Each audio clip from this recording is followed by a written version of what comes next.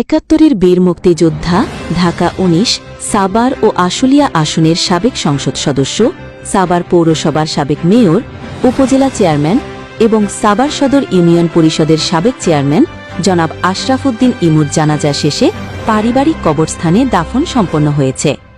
গত ১৮ সেপ্টেম্বর বৃহস্পতিবার ৭৫ বছর বয়সে এনাম মেডিকেল কলেজ হাসপাতালে চিকিৎসাধীন অবস্থায় তিনি ইন্তেকাল করেন।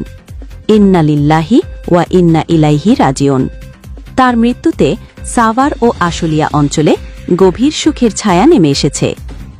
আশরাফ উদ্দিন ইমু ছিলেন একজন আপাদস্তক জননেতা এবং আলোকিত ব্যক্তিত্ব। দীর্ঘ রাজনৈতিক জীবনে তিনি এলাকার উন্নয়নে গুরুত্বপূর্ণ অবদান রেখেছেন।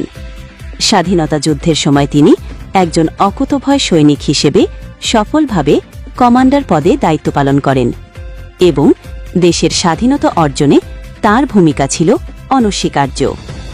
সাভার পৌরসভার গেন্ডাপুকুর পাড় বালুর মাঠে মরহুমের জানাজার নামাজ অনুষ্ঠিত হয়। জানাজায় সাভার উপজেলা নির্বাহী অফিসার আবু বকর সিদ্দিক, বিভিন্ন রাজনৈতিক দলের শীর্ষস্থানীয় নেতৃবৃন্দ, মুক্তিযোদ্ধা, গণ্যমান্য ব্যক্তিবর্গ এবং সর্বস্তরের অগণিত মানুষ উপস্থিত ছিলেন। জানাজা নামাজে ইমামতি করেন আনন্দপুর মাদ্রাসার হেফজ বিভাগের প্রধান আলহাজ হাফেজ আব্দুল আলিম। নামাজে জানাজা শেষে রাষ্ট্রীয় মর্যাদায় তার মরজ পারিবারিক কবরস্থানে দাফন করা হয়। আশরাফ উদ্দিন ইমুর মৃত্যুতে সাভার ও আশুলিয়ার রাজনৈতিক এবং সামাজিক অঙ্গনে যে শূন্যতার সৃষ্টি হল তা পূরণ হওয়ার নয়। জাতি গভীর শ্রদ্ধার সাথে এই বীর মুক্তিযোদ্ধার অবদান স্মরণ করবে।